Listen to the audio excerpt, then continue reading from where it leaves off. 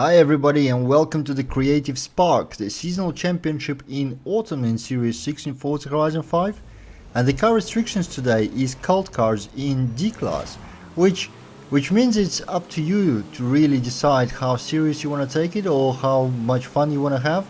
If you want a very easy and predictable, nice stable drive, then follow the recommendation of the tune that you've seen in the beginning of the race, and these Meyer marks will do the trick for you.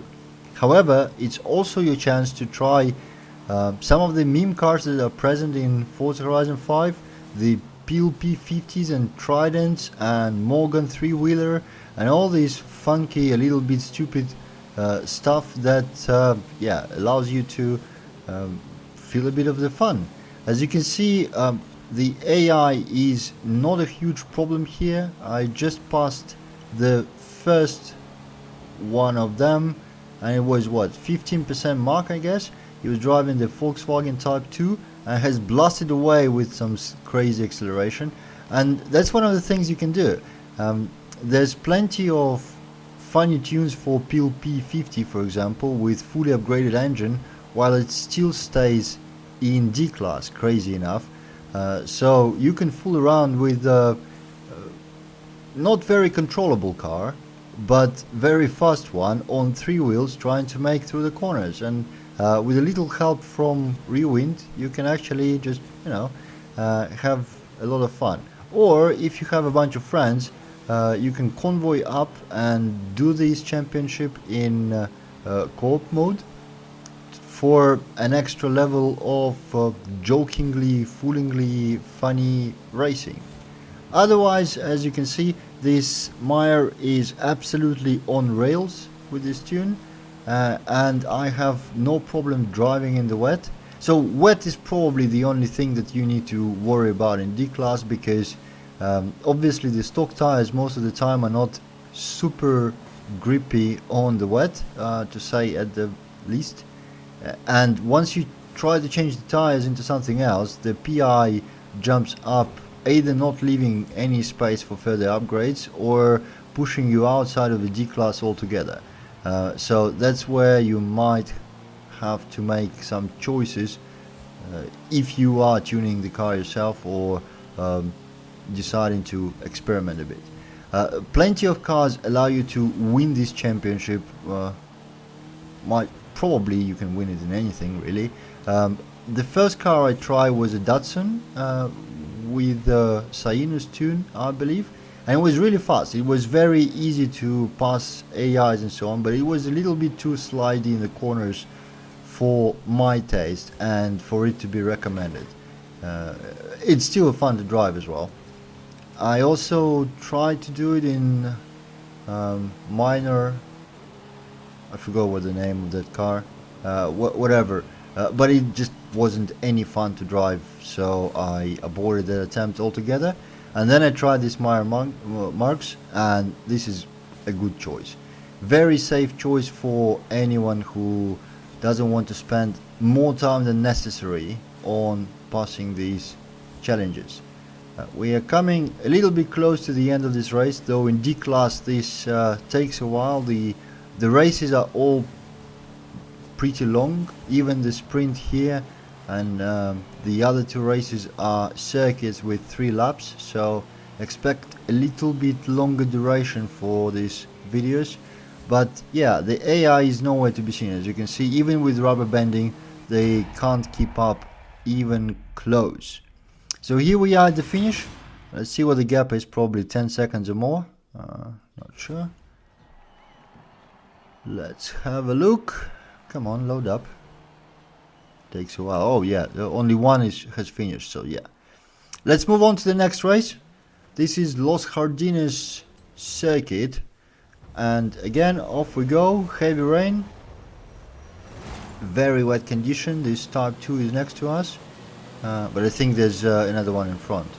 Ooh, swerving in front of me, but that's okay. We have 3 laps in this race, but if my usual tune quality measure for the seasonal championships is if I can overtake all AIs sometime by the middle of the second lap. But that's not going to be the case here because there you go, we are already in front way before the first lap is over. And again, as you can see, there's quite a few tight corners here, but the car holds its ground on the wet absolutely nicely.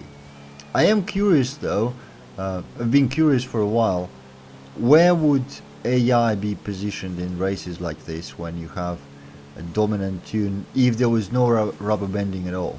I actually kind of wish that the adjustment algorithm that either speeds up or slows down AI depending on your performance was an optional thing that you could disable in settings, just to see, you know, can I lap them at this difficulty from before the third lap? I'm pretty sure I would.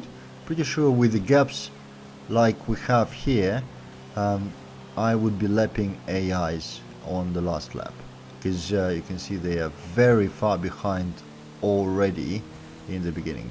But also there would be more consistent for, you know, training, if you wish, at higher difficulties, because even the unbeatable measures, the AI performance is very, very different depending on what you drive. And this is kind of stupid. Well, not stupid, that's the wrong word.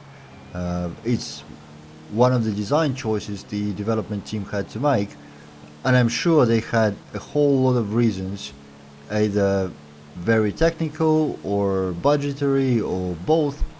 Nonetheless, I wish the AI performance on given difficulty was more consistent than it is now, that it wouldn't depend really on what you drive. Basically, like, hey, here is D class and here is AI of highly skilled or whatever for D class. That's it. It's up to you to make sure your tune is appropriate, but at the very least that would take away a little bit of accessibility, and one of the great things about Forza is that anyone can play it. Yeah, but I wish to be passing by some AIs right here, and it would also make a little bit more interesting video, I guess, because right now it looks like I'm doing some rivals. I'm just putting a bunch of clean laps in complete lowliness, whatever. Yeah, so I guess that's one of the words I can't pronounce properly. Yeah, but we are progressing through lap 3. As you can see, the D class racing is a bit slow. And of the race 2, obviously in the first place, that's otherwise I wouldn't be making this video, I'd be driving something else, and here we are at the end. Yeah, can't even see. I can see the AI on the map maintaining a train of very stable gaps, just as I said. That's though something I want to see here. Yeah, we'll discuss it on the third race, because but remember this screen, it's funny. So the last race is Plaza circuit, and when I said remember what you see on the screen, here is the thing. I finished the race ahead of AIs by over 10 seconds, and nonetheless the best laps from front AIs were better than mine, some by 2 full seconds.